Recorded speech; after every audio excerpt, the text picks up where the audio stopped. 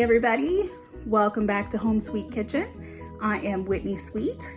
Today we are going to be making a summer fruit crisp using sour cherries and strawberries. So I hope you join in with the fun. Check it all out. It's super easy recipe that anybody can do. So let's get started. Welcome back to our crisp recipe. Oh my gosh, it smells so good in here right now. We got the strawberries and cherries in here. We've got about a cup of frozen sour cherries. To be honest, I was hoping to put more in here.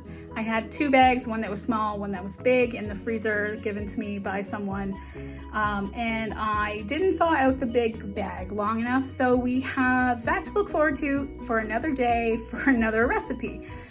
So instead we'll have a little bit of sour cherries with about 600 grams of frozen strawberry slices. Don't worry about the fact that these are a little freezer burned. We're gonna cover that up with sugar. Yum.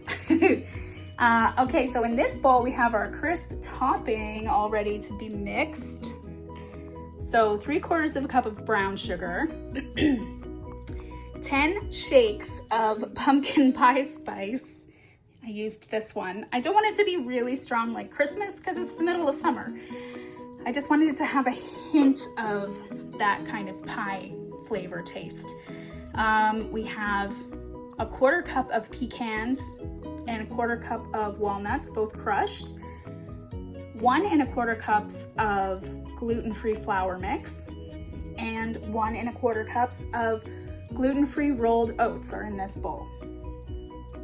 And here we have, 3 tablespoons of cornstarch and a 1/4 cup of white sugar and just a pinch of salt. And this is going to go in with the berries and cherries, and that will thicken up any juices that are released so that it's not super soggy. So let's do that step now. Let's pour that in there.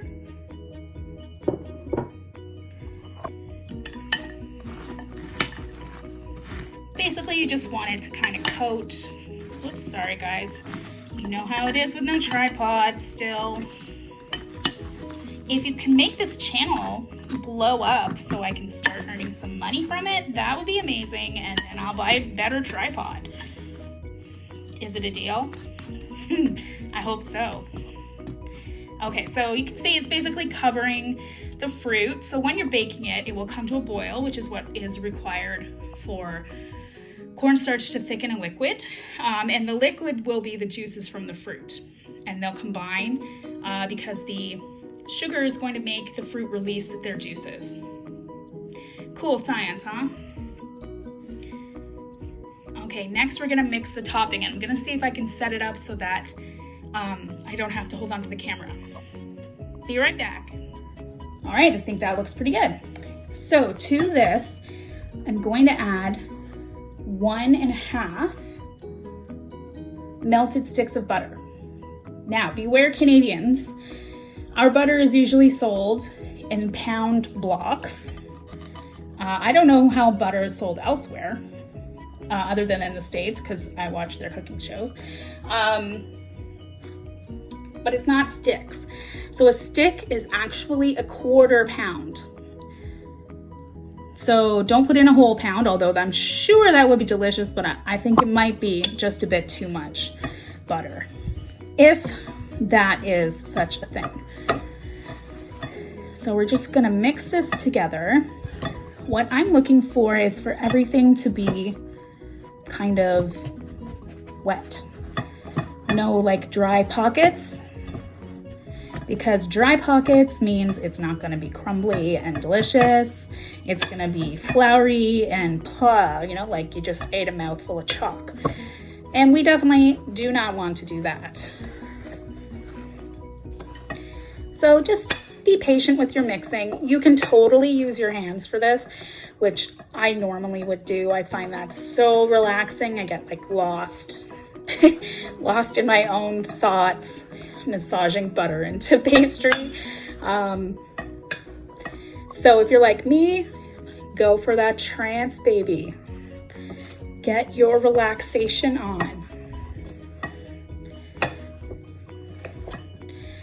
Now you can see this is looking pretty good.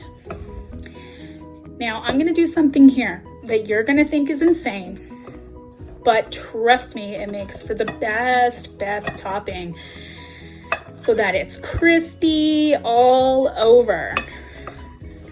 I'm gonna take just a little bit of olive oil and mix it in. You can for sure use vegetable oil for this, canola oil even. This is what I have. Olive oil works. And this is an extra virgin olive oil. And the olive oil will add a little bit of a savory taste that might be unexpected, but you're not going to taste it like you just dipped your bread into some olive oil. It will be sort of a background hum of like, I wonder what that savory taste is. And your friends, family will be like, whoop, oh man, tell me your secrets.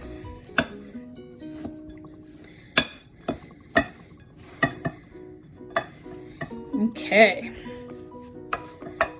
That looks really good. So see how if we do this, kind of sticks together?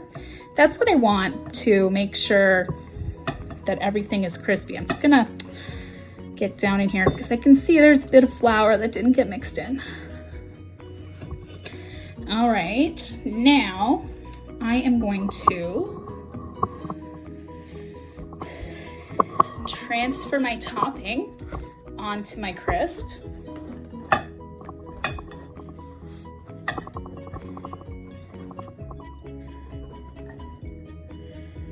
So first I'm gonna do a layer on the whole thing to make sure everybody gets some. And by everybody, of course I mean the fruit, because we all know fruit have personalities, I suppose. And please do forgive my raspy voice today. I had a bit of an asthma flare-up. It is strange weather over here. It was super hot and humid for many days, and then it cooled down and I had an asthma attack. So my voice is a little strange. Hopefully it will cure itself soon. Okay, now that everybody's covered, I'm gonna add an extra layer because I think that the crisp is really the best part of this dish. And I want lots of it. Funny story about a crisp. I made a really big one year for Christmas for dessert. And my niece was here visiting and we had some leftover and we're gonna have it for breakfast. And she sits at the breakfast table and she's like, why are we having pie for breakfast? And I said to her, well, crisp isn't exactly pie. And it's, you know, sort of like eating cereal with fruit. Luckily, she thought that was an acceptable answer and didn't ask me any more questions that I didn't know what to tell her. I mean, I guess it's a valid question. Why are we having pie for breakfast? Because this certainly is not the most healthy thing you could be eating, you know, in terms of not starting your day off with a bunch of sugar. But it does have oats and nuts and fruit. So if you look at it from that perspective, maybe it's not too bad. Now, I'm gonna put this in the oven at 375. I'm not quite sure how long it'll take, so I'll let you know once it is prepared. I recommend putting this on a baking sheet just in case it decides to bubble over and you don't want to be cleaning burnt strawberry sugar off the bottom of your stove. Now, a note, you can use any fruit you like in a crisp. And you can mix it up too, like any kind of frozen fruit that comes in a bag you can use. You can use apples, you can use fresh cherries, fresh strawberries, whatever you love, you should use. I've never tried banana. I don't know how that would turn out. Might be worth an experiment though. Maybe don't make a huge pan of it just in case nobody likes it. And a note on the topping. Also, you do not need to use nuts if you don't like them or if you're allergic. You can use sunflower seeds if you like those. You can also leave it out completely. It's not necessary. It's just a texture thing. I like to have the extra crunch.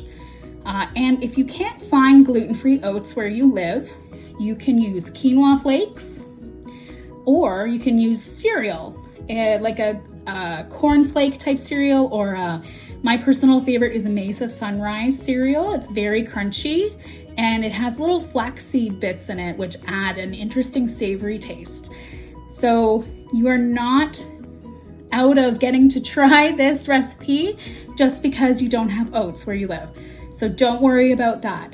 We can find another way. And if you want, send me a message or comment and I'll send you some suggestions. Tell me what kinds of things you have available in your country. Okay, so into the oven we go.